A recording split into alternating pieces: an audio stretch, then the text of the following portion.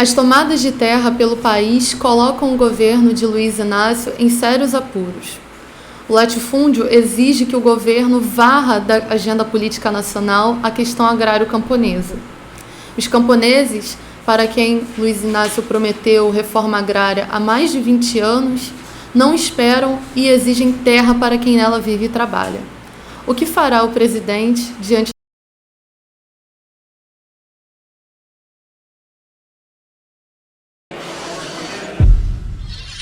Saudações de Nova Democracia a todas e todos aqueles que acompanham a AND.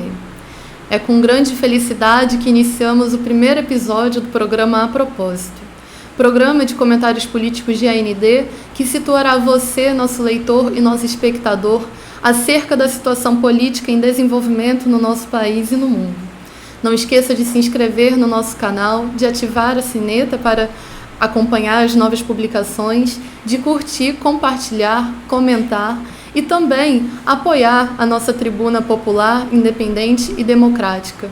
Acompanhe o nosso Catarse, deixe suas doações, é muito importante para o funcionamento da nossa tribuna, que está a serviço do povo há mais de 20 anos. Após as grandes resistências camponesas desencadeadas pela Liga dos Camponeses Pobres nos anos de 2020 a 2022, nas áreas Manuel Ribeiro e Thiago Campim dos Santos, 2023 se inicia com uma nova onda de tomadas de terra de norte a sul no nosso país, que mobilizou só entre 30 de janeiro e 13 de fevereiro mais de 15 mil camponeses. E esses camponeses fizeram ações de tomadas de terra, ações de bloqueios de rodovia, de ocupações de prédios desativados, exigindo terra para quem nela vive e trabalha. E tudo isso aconteceu nos estados do Alagoas, no estado de São Paulo, no Pontal do Paranapanema, no Pará, no Paraná, no Mato Grosso do Sul e na Bahia. Só no dia 27 de fevereiro, na Bahia, mais de 1.700 famílias camponesas ocuparam cerca de 4 latifúndios, 3 deles sendo do monopólio latifundiário Suzano, nas cidades de Teixeira de Freitas, Mucuri e Caravelas, e uma fazenda desativada no município de Jacobina. No dia 1º de março, 120 camponesas ocuparam a fazenda Santa Maria, no município de Itaberaba, na Chapada da Diamantina. E no dia 3 de março, os indígenas Guarani Kaiowás retomaram mais uma parte da sua aldeia Laranjeira em Anderu, em Rio Brilhante, a 80 quilômetros de Dourado, que é a segunda maior cidade do Mato Grosso do Sul, na sua luta pela autodemarcação das terras indígenas. Em meio a esse cenário de recrudescimento da luta agrária no nosso país, o velho Estado, sob o novo governo, tem perpetrado as mesmas políticas genocidas e terroristas contra as massas camponesas e indígenas em luta. Basta lhe recordar que no dia 4 de janeiro, o camponês Patrick Gasparini Cardoso, morador da área Thiago Campim dos Santos, foi brutalmente assassinado por tropas mercenárias. No dia 28 de janeiro, 2 camponeses, também moradores da área Thiago Campim dos Santos, que é dirigida pela Liga dos Camponeses Pobres, também foram brutalmente torturados e assassinados numa operação que levou terror a mais de 300 camponeses. Basta recordar que a área Thiago Campim dos Santos tem sido alvo dessas operações criminosas porque tem sido um palco de verdadeira resistência camponesa no estado de Rondônia, né? Vimos nos últimos anos a resistência das mulheres, das crianças, de toda a massa camponesa organizada naquela região na sua justa luta por conquista da terra. No dia 4 de março, em clara retaliação política, 2 dirigentes da Frente Nacional de Luta foram presos, diante do que foi o acontecimento, do Carnaval Vermelho, que mobilizou grandes massas camponesas ao redor do nosso país. Na Bahia, diante das tomadas de terras realizadas pelo MST, o governador, que é do PT, ordenou a reintegração de posse. 2 indígenas Guarani Kaiowás foram baleados e 3 lideranças foram detidas pela Polícia Militar do estado do Mato Grosso do Sul, em ação conjunta entre os latifundiários da região e o governo do estado do Mato Grosso. Diante dessa situação, o novo governo de Luiz Inácio se encontra num impasse profundo.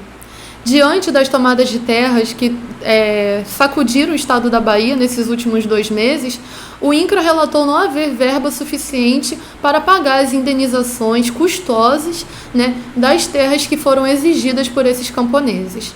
Em reunião com a direção da MST e a Suzano, o ministro do Desenvolvimento Agrário, Paulo Teixeira, o mesmo que no dia 8 de março disse em coletiva de imprensa, no intento, né, de acalmar os ânimos dos latifundiários, disse que o governo estava comprometido em promover a paz no campo.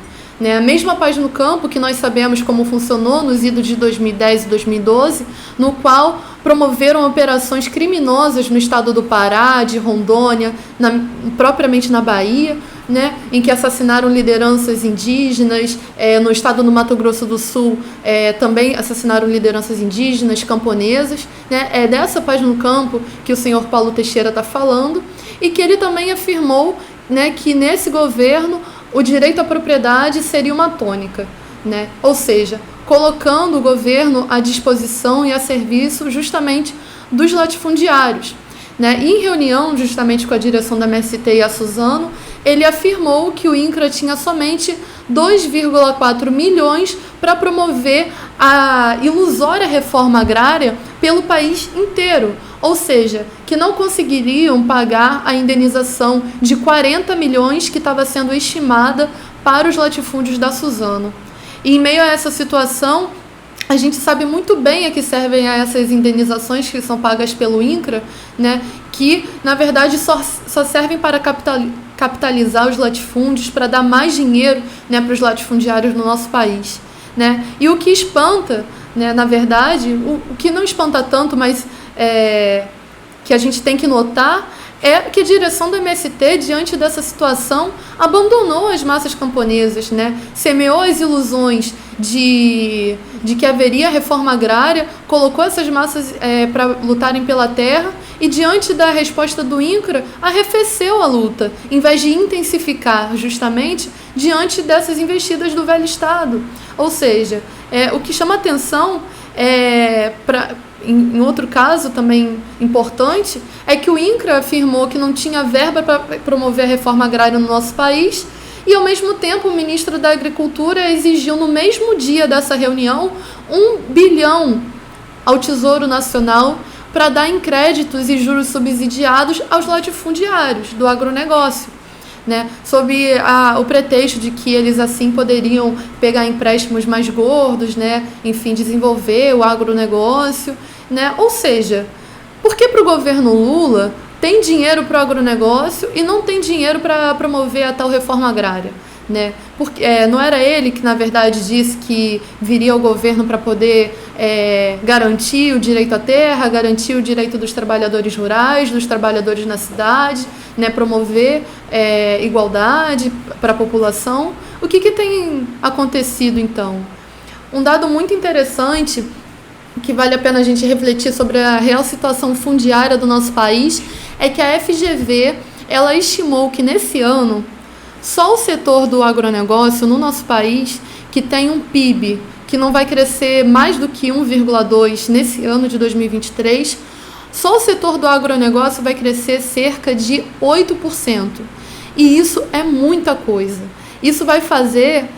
isso, na verdade, por um lado, deixa patente que o latifúndio é a base da economia do nosso país, ou seja, né, a nossa economia é basicamente agroexportadora, produtora de commodity, que serve ao mercado internacional, não investe no mercado interno, né, vai fazer com que o latifúndio seja estimulado pelo governo, pelo velho Estado, e isso significa o quê? Avançar sobre as terras indígenas, avançar sobre as terras camponesas, avançar sobre a floresta amazônica, né? É isso que vai acontecer durante esse novo governo. Né? E, por outro lado, também vai fazer aumentar a luta camponesa, a luta indígena, a luta quilombola, por manter as suas terras e poder conquistar novas. Né? Porque não falta terra para o camponês produzir. O que, na verdade, existe é que tem muita terra concentrada em poucas mãos. Né? Se a gente for ver os dados do nosso país, cerca de 50% das terras no nosso país estão nas mãos de apenas 2% dos proprietários rurais. Ou seja, há uma discrepância enorme, né, entre quem tem a terra e quem não tem. Né? E o que fará o senhor Luiz Inácio diante dessa situação? Fará a sua demagogia corriqueira com os camponeses, fingindo que vai defender a sua luta, né? e pôr em xeque a sua relação com o latifúndio? Ou ele terá que se desmascarar enquanto um demagogo que está condenando a luta pela terra, né? Que está a serviço do latifúndio? São cenas para os próximos capítulos, né? E que a gente tem que olhar muito atentamente, né, as investidas desse velho Estado contra a luta camponesa, contra a luta indígena. E a propósito, né, a gente tem algumas matérias no nosso portal que ilustram muito bem, né, o que esse velho Estado tem promovido já nos primeiros, segundos, terceiros meses desse novo governo. Né?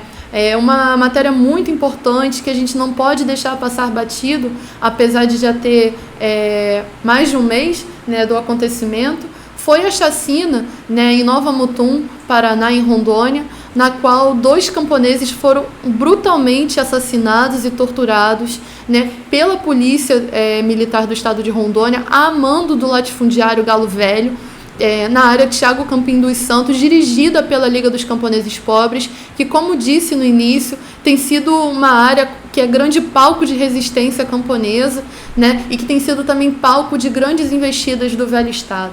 Esse daqui são os 2 camponeses, né, da Liga dos Camponeses Pobres que foram assassinados brutalmente pela Polícia Militar de Rondônia.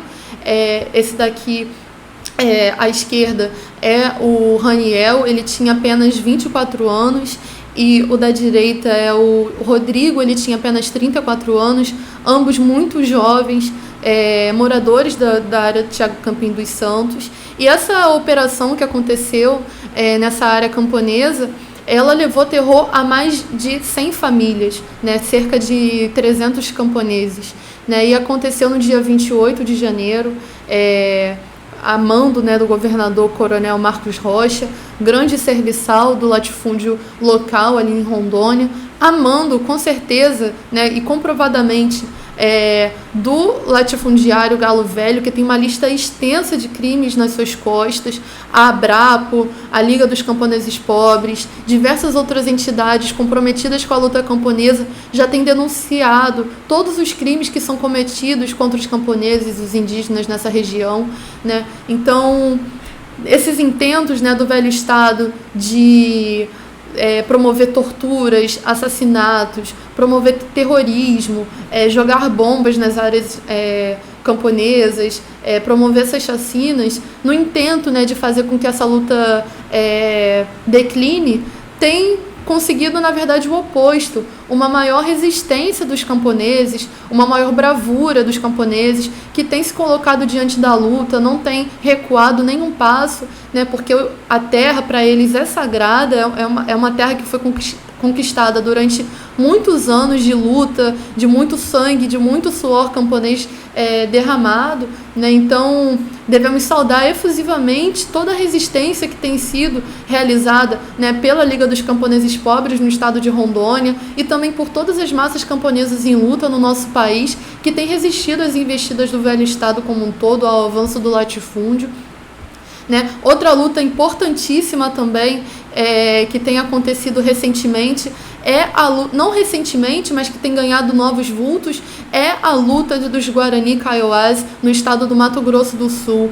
Povo esse, né, que hoje em dia tem dormido à beira de estrada, em barracões e acampamentos à beira de estrada, porque os latifundiários têm roubado as suas terras, né, e isso foi promovido já em ações pelo próprio velho Estado. Inclusive tem um documentário muito, muito interessante que trata assim, da situação dos Guarani Kaiowás, que se chama Martírio. Basta apenas vocês conferirem, né? E nessa matéria, né, que o título diz Contra o latifúndio, a criminalização e o oportunismo, avançar as retomadas, vai contando, né, sobre uma nova onda de retomadas dessas terras que são desses Guarani Kaiowás, né, que foram tomadas pelos latifúndios, E mostra, né, como, na verdade, o governo do Mato Grosso do Sul, os seus deputados, os seus políticos têm criminalizado a luta dos Guarani Kaiowás. O que chamou a atenção, né, como um deputado que é do PT, o Zeca do PT, ele se colocou abertamente contra, né, as retomadas de terra por esses indígenas, né, criminalizando mesmo a luta indígena, ao lado, né, de grandes latifundiários, né, que ele tem se colocado, e tem demonstrado, né, como, na verdade, a luta agrária no nosso país é uma luta dos camponeses, dos quilombolas, dos indígenas, né, e ela tem crescido ao redor do nosso país justamente porque o latifúndio tem se colocado, né, como um mal, né, contra essas populações, né, que são os indígenas, né, que merecem demarcar a sua terra e não ter a sua terra demarcada pelo velho Estado, né, eles estão lutando pela autodemarcação das suas terras indígenas, né? O que esses latifundiários fazem é chegar nas terras indígenas e dizer que ali não tinha gente, né? E, na verdade, essas terras eram dessas pessoas, essas pessoas foram expulsas, inclusive com subsídios do velho Estado para poder se produzir monocultura, principalmente de erva mate, como é o caso lá do Mato Grosso do Sul, de erva mate, enfim, de soja, que tem avançado bastante.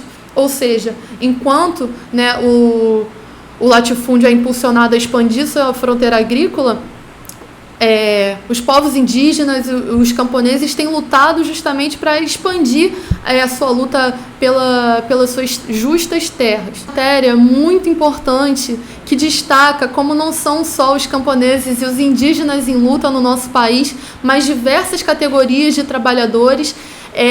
Nas últimas semanas, nos últimos meses, os trabalhadores da enfermagem têm sacudido o nosso país, né? Na última semana, principalmente na sexta-feira, foi deflagrada uma grande greve nacional de tempo indeterminado, exigindo a implementação imediata do piso salarial dos enfermeiros, que é pauta de luta dessa categoria há mais de 20 anos e que eles conseguiram conquistar o seu piso salarial no ano passado, só que foi barrado pelo STF com a escusa de que não teria verba suficiente para que os governos estaduais e os municípios implementassem de imediato esse novo aumento nos salários, né? E esses enfermeiros incansavelmente têm resistido, têm desbravado sua luta, né, exigindo não só a implementação do piso salarial, mas também